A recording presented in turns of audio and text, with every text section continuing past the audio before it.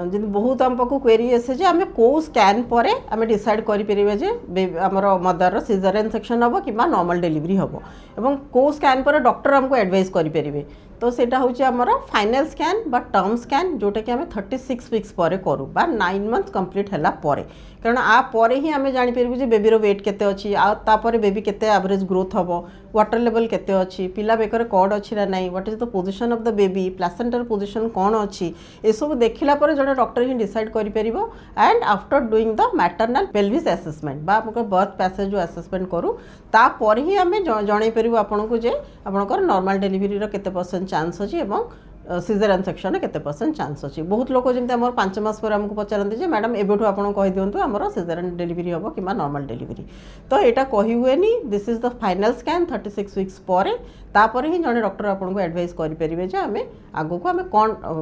Plan करें।